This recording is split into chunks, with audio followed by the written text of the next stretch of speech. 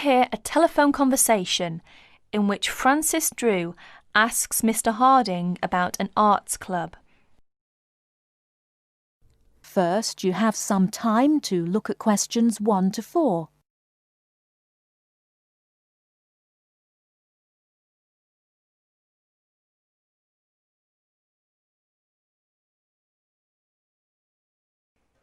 Hello.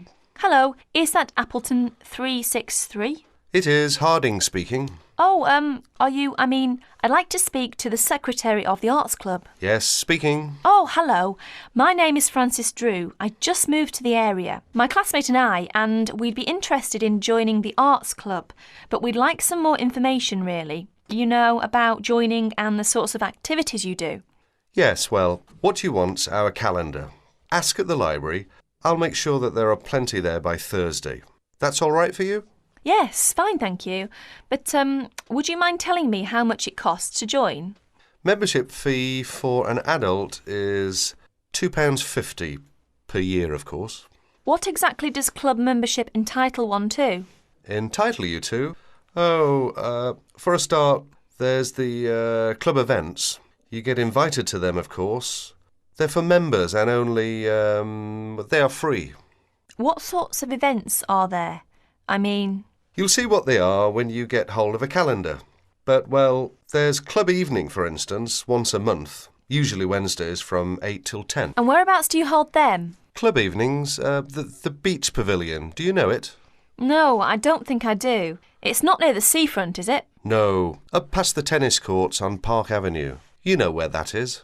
No, I'm afraid I don't. We'd soon find it, though. Quite good. I don't know what your interests are. Music. Got any musical talents? I'm not sure about talents exactly. I like music. We both do. Do either of you sing? Oh, yes. We've both been in choirs. Well, there you are then. The club's got a very fine choir. Very fine. I'm in it myself, as a matter of fact. We have practices every Friday evening. And it's no good just thinking of joining if you can't make the practices.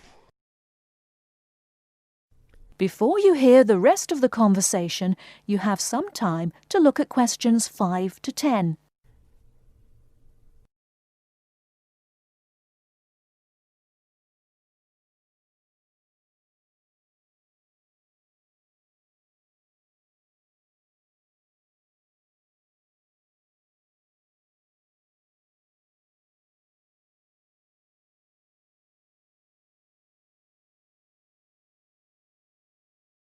Now listen and answer questions 5 to 10.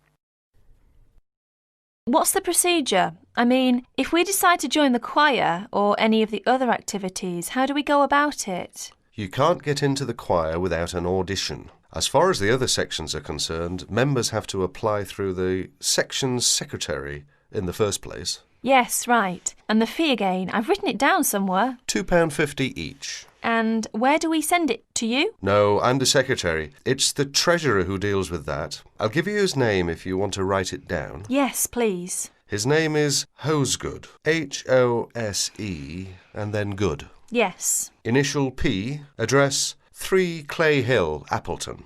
Right. And it's all right to send a cheque? That's the usual, yes. Payable to Appleton Arts Club. Appleton, Appleton. Oh, and better put your address on the back as you're new. And incidentally, there's a newsletter out 3 times a year, just to keep club members up to date with what's going on. They're sent to everyone. That's good. Just one last thing. Would you mind telling me what the other sections are so that I can tell my classmate and we... The players, that's our act group I've told you. Choir, you know about. There's the gramophone circle, the music workshop, the literary and discussion group. Oh, that one meets in different members' homes. Then there's the studio workshop and, what have I missed out? Oh, yes, the art talks. That's the lot, I think. The Film Society. That's the other one. Got them all. Ah, yes, just about. Thank you very much. You've been very helpful. Not at all. Pleased to assist. And look forward to meeting you and your classmate at the club. Yes, thank you. Goodbye then. That is the end of part 1. You now have half a minute to check your answers.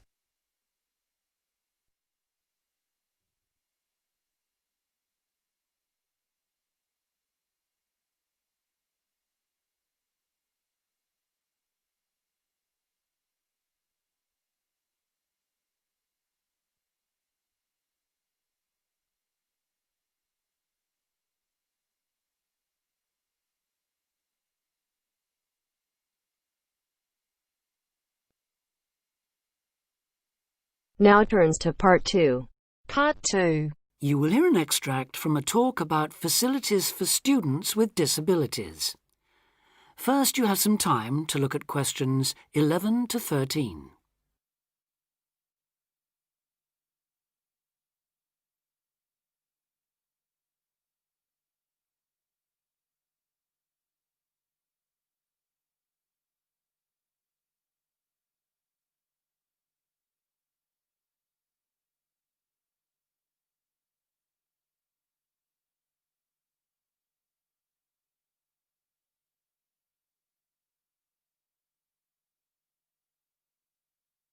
Now listen carefully and answer questions 11 to 13. Welcome to Student Times, the programme with all the latest on what's happening at universities around the country. Today we'll be discussing disabled applicants and the kind of support they can expect to find, or not find, at the university of their choice. With me to tell us more is Student Disability Advisor Sally Taylor. Good morning, Sally. Good morning, Hugh. I'd like to start by pointing out that although 1 in 4 people has some kind of disability, the proportion among students is much lower. This is partly because most students are under 25 and many people only develop their disabilities as they get older, but it's also because some universities don't do much to encourage access. It is true, though, that some have quite sticky problems when it comes to, for instance, wheelchair access, ancient buildings, cobbled streets built centuries ago, and so on. When faced with such a situation, some universities make an extra special effort to provide for students with particular disabilities, while others have specialist accommodation. In fact, all universities should have a written policy statement on students with disabilities, setting out what facilities they have, what their attitude is, and what they're prepared to do. But having said that, only you can properly understand the challenges of any disability you have, and so before accepting a place at a university, or even while you're considering applying, if only to raise the university's awareness, it's good to talk to them and find out how much they can and will do for you. The problem is who to talk to. Most universities and some students' unions have a disability advisor who is supposed to know what facilities they already have and will help with further arrangements if necessary or possible. However, all too often this person is a token. Sometimes it's just an extra responsibility given to a secretary. They don't know what the situation is in practice, and they don't have any real authority to change anything. So, given that for any prospective student it's best to visit a university before applying, it's an especially good idea for students with disabilities or special needs to check whether the place really does come up to scratch. In general, the university should provide personal care and assistance, and there are certain key features to look out for if you have a particular disability, including the following. Before you hear the rest of the talk, you have some time to look at questions 14 to 20.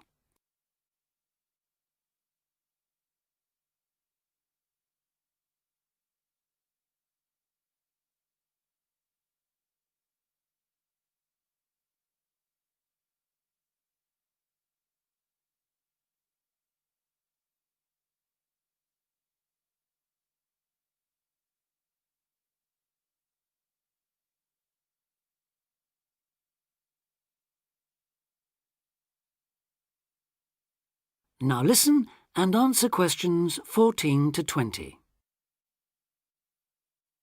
Firstly, if your mobility is impaired, check there are ramps and easy access to all buildings, not just accommodation or teaching rooms. Then, when you're inside, look for clear instructions on fire and emergency procedures for the disabled. Also, make sure there are lifts that work, not the usual ones that seem to be out of order half the time. And check for suitable lavatory facilities. There is a different set of things to look for if you suffer from any kind of hearing impairment.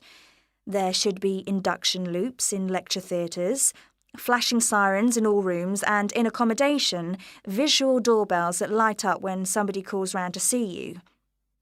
If it is your sight that is impaired, there obviously need to be braille translators of books and documents.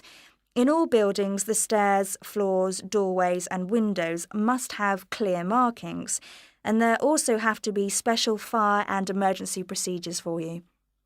If you suffer from dyslexia, you will need a computer for general use and in exams. And as exams may take you longer to complete, you should be allowed extra time in which to do so. This applies to work in general too.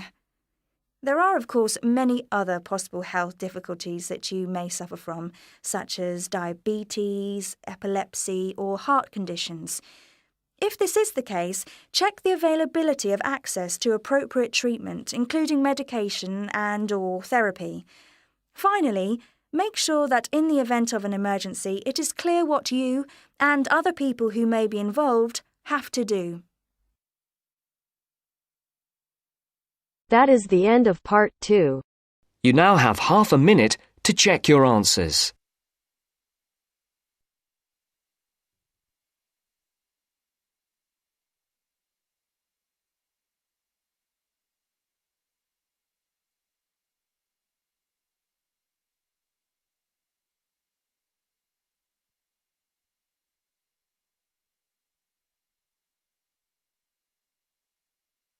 Now turns to part 3. Part 3. You hear a club leader giving information to a group of young people who are planning to do a 2-week holiday course at the Tamerton Centre. First, you have some time to look at questions 21 to 25.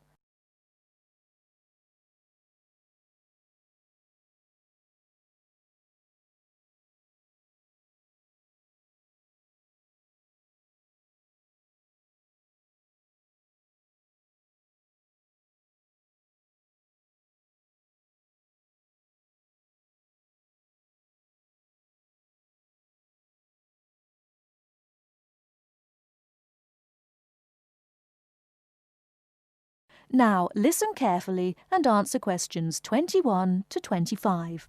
Hello, everyone. I've been asked to talk to you this afternoon about next month's trip to Tamerton Study Center for the 2-week course. Now, some of the things I'm going to say you may have already heard or read about, but I think it's important to emphasize a few key points. First of all, it's worth reminding you why Tamerton was set up in the first place, in the late 1960s. That was really before all the concern with preserving the environment, which everyone talks about these days. The idea was simply to get people out of the cities and into the country and to find out that just being outdoors can be very rewarding. This is not going to be a holiday in the usual sense. It's called an adventure course because you'll really be stretched to your limits, but that in itself can be a positive thing. The group I took last year, for example, said that although they actually felt pretty weak and exhausted all the time, it really made them learn a lot about themselves and increased their confidence. And in the end, that's the most important thing. Now, all of you knew about policies at Tamerton before you signed up for it, so you know that in many ways it's quite old-fashioned. You don't have a lot of choice in what you do. But something which I think makes the place so special is that you get to try so many different things every day. For instance, one day you'll do climbing, and the next you'll be surveying rock pools. It's not intended that you become an expert in any of them. It's more like a taster, which you can follow up if you want. And there isn't a lot of free time. Organized activities and talks, etc., go on until 9 p.m., and lights go out at 11 p.m. There are table tennis tables with all the equipment and board games, though I have to say the pieces often go missing, so it's a good idea to take your own. There's a DVD player with a good selection of films suitable for this age group, so don't take yours. Bedtime at 11 p.m. is strictly enforced, and there's a good reason for this. You're all under 18, and we organizers need to know that all group members are accounted for in the house as we close for the night. And of course, you'll be so exhausted anyway that you'll be too sleepy to want to cause any trouble. Before you hear the rest of the talk, you have some time to look at questions 26 to 30.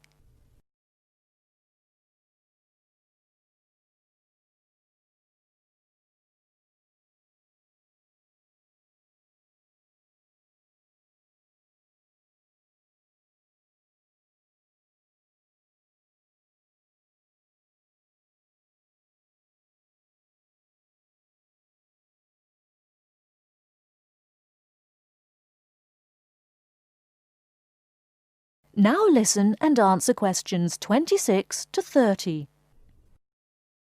Now, what should you pack? The information sheet tells you a lot about what clothing to bring. But what about other things? Well, Tamerton House has its own small shop, but anything there is several miles away, so you won't have many opportunities for buying supplies. So in this last part of my talk, I'm going to explain what objects you should take with you to the center, what you can take if you want, and also, very importantly, what you cannot take. Several of you came up to me before this talk and asked whether you can take things like kettles or hair dryers. The answer is there are plenty of these electrical appliances available in the center, and they are of the proper voltage and are checked regularly. Yours may not be, so the rules at Tamerton say you can't bring them into the center because it's considered a fire risk. Remember, it's a very old house. Now, another question was about cell phones. Although you definitely can't have them on during inside talks, you equally definitely need them when you're out on exercises. So they're a must, I'm afraid. Anybody who wishes to talk to me about borrowing a phone for the fortnight, please see me after this talk. Now, the weather's heating up at the moment, and you'll be outdoors a great deal. If you wear proper clothing, especially a hat, sun cream is optional. Also, they sell high-factor cream in the shop, so you don't have to take any of your own unless there's a special kind you use. Now, there's a special note about things like deodorants, which come in aerosol cans. I need to tell you that these are banned in the center because apparently they have the habit of setting off the fire alarms. If you want to take an aerosol can, you'll actually be at risk of being told to leave. And finally, people have been asking about whether they need to take towels. Well, the center does provide 1 towel per guest, which you're required to wash yourself. If you're happy with that, then don't bring another. If not, take one of your own. Just remember how much outdoor exercise you'll be doing and how dirty and wet you'll be getting. That is the end of part 3. You now have half a minute to check your answers.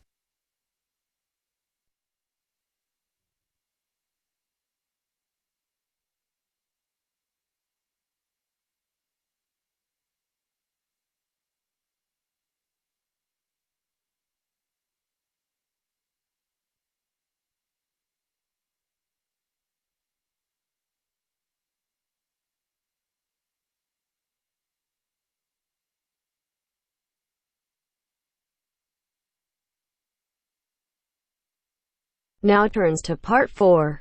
Part 4. You are going to hear a lecture on William Kidd. First, you have some time to look at questions 31 to 40.